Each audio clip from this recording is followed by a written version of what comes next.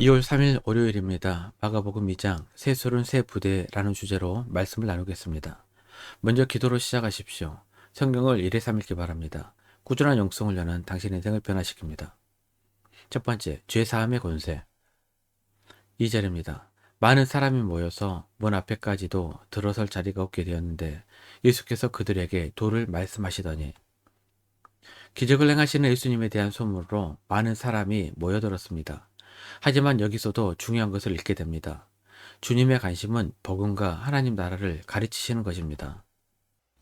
인기와 명성을 쫓는 것이 대중의 심리입니다. 하지만 주님은 대중의 인기에 함몰되지 않아야 함을 보여주십니다.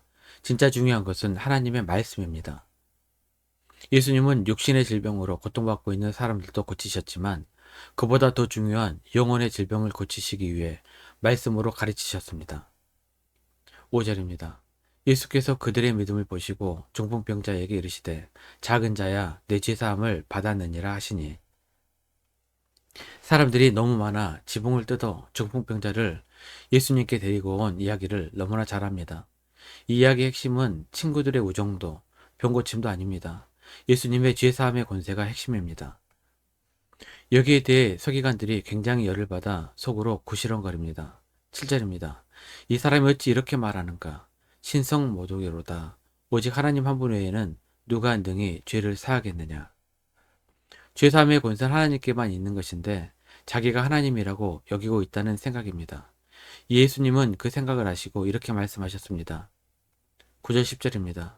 중풍병자에게 내 죄사함을 받았느니라 하는 말과 일어나 내 상을 가지고 걸어가라 하는 말 중에 어느 것이 쉽겠느냐. 그러나 인자가 땅에서 죄를 사하는 권세가 있는 줄을 너희로 알게 하려 하노라 하시고 중풍병자에게 말씀하시되, 예수님은 자신이 죄를 사하는 권세와 병을 고치는 능력을 동시에 가지고 있음을 보여주려 하셨습니다. 죄사함은 눈에 보이지 않는 영적 실제입니다. 반면 중풍병의 치유는 눈에 보이는 물리적 실제입니다. 주님은 눈에 보이는 치유를 통해 보이지 않는 죄사함의 실제를 입증하셨습니다.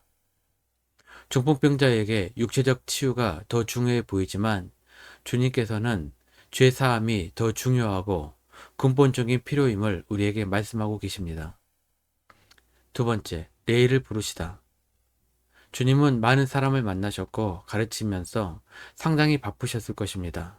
하지만 주님의 놀라운 점은 한 개인 개인에게도 관심이 많으셨다는 점입니다. 14절입니다. 또 지나가시다가 알포의 아들 레이가 세간에 앉아 있는 것을 보시고 그에게 이르시되 나를 따르라 하시니 일어나 따르니라. 그 당시 세리는 이스라엘에서 돈을 잘 모으지만 정서적으로는 매우 천대받는 직업이었습니다. 로마의 앞잡이가 되어 과도한 세금을 뜯어내고 거기서 자기들 주머니에 불법으로 재산을 축적했던 자들이었습니다. 세간에 앉은 한 사람의 모습은 매우 일상적인 모습이며 또한 기피하고 싶은 종류의 사람인데 예수님께서는 그냥 지나치지 않으셨다는 것이 놀랍습니다. 주님께서는 세리였던 레의 모습 속에서 영적으로 병든 자의 모습을 보셨던 것입니다. 17절입니다. 예수께서 들으시고 그들에게 이르시되 건강한 자에게는 의사가 쓸데없고 병든 자에게라야 쓸데있느니라. 나는 의인을 부르러 온 것이 아니요 죄인을 부르러 왔노라 하시니라. 레이의 영혼의 병든 모습을 관심 있게 보시고 고쳐주고 싶으셨던 것입니다.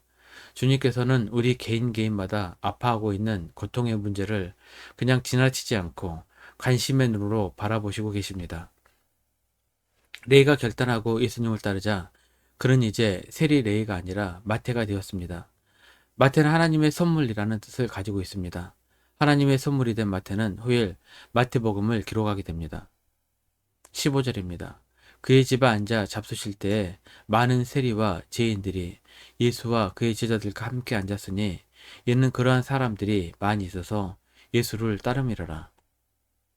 마태는 예수님을 만난 감격으로 예수님을 초청하고 잔치를 열었습니다. 두려움과 배신으로 가득했던 그의 인생에 기쁨의 빛이 찾아오게 된 것입니다. 예수님 때문에 날마다 큰 잔치를 하는 것처럼 기쁨이 넘치는 삶을 살아갈 때 우리에게 영적인 부흥이 찾아오는 것입니다. 세 번째, 새 포도주는 새 부대. 새 술은 새 부대라는 말씀은 매우 유명한 말씀입니다. 그런데 그 유래는 어디서 온 것일까요? 18절입니다. 요한의 제자들과 바리새인들이 금식하고 있는지라 사람들이 예수께 와서 말하되 요한의 제자들과 바리새인의 제자들은 금식하는데 어찌하여 당신의 제자들은 금식하지 아니하나이까? 금식 논쟁에서 유래가 된 말입니다. 그 당시 바리새인들은 금식과 기도와 구제를 자신들의 자랑으로 여겼습니다. 그래서 산상수훈에서도 예수님께서 이 세 가지를 말씀하셨습니다. 금식과 기도와 구제의 핵심은 은밀하게 라고 강조를 하셨습니다. 그런데 요한의 제자들이 와서 자랑하듯이 말합니다. 우리와 바리새인은 금식한다고. 예수님은 요한을 잘 알고 계셨고 요한에게 세례까지 받으셨습니다. 바리새인들에게 하는 것과는 달리 잘 설명해 주십니다. 때가 되면 자신도 금식하실 것이라고. 그러면서 새 부대의 이야기를 말씀하셨습니다. 22절입니다. 새 포도주를 낡은 가죽 부대에 넣는 자가 없나니 만일 그렇게 하면 새 포도주가 부대를 터뜨려 포도주와 부대를 버리게 되리라. 오직 새 포도주는 새 부대에 넣느니라 하시니라. 과거의 전통도 예수님을 통하여 재해석이 됩니다. 금식 행위가 중요한 것이 아닙니다. 금식과 기도와 구제는 해야 하는 것입니다. 하지만 이러한 영성 생활은 하나님과 나만이 은밀하게 만나는 일대일의 경험이 되어야 합니다. 하루 몇 차례씩 해야 하는 전통이나 습관이 아닙니다. 그것은 세수를 낡은 부대에 넣는 것입니다. 주님은 그러한 자들에게 외식하는 자들이라고 하셨습니다. 교회 전통보다 더 중요한 것은 하나님 나라입니다. 하나님 나라는 하나님 말씀이 법입니다. 전통이 아니라 하나님 말씀대로 살아가는 것이 세수를 새 부대에 붓는 것입니다. 네 번째, 안식일 논쟁. 23절입니다. 안식일에 예수께서 밀밭 사이로 지나가실새 그의 제자들이 길을 열며 이삭을 자르니 제자들이 안식일에 이삭을 잘라 먹자 바리새인들은 제자들이 안식일을 어겼다고 분노합니다. 안식일 논쟁의 핵심은 율법입니다. 율법을 어겼으니 죄를 지은 것이 아니냐는 것입니다. 특히 안식일 율법은 작은 일이 아니었을 것입니다. 예수님은 다윗이 도망치던 시절의 이야기를 꺼내십니다. 25절입니다. 예수께서 이르시되 다윗이 자기와 및 함께한 자들이 먹을 것이 없어 시장할 때 한 일을 읽지 못하였느냐. 율법에 따르면 진설병은 제사장들만 먹을 수 있었습니다.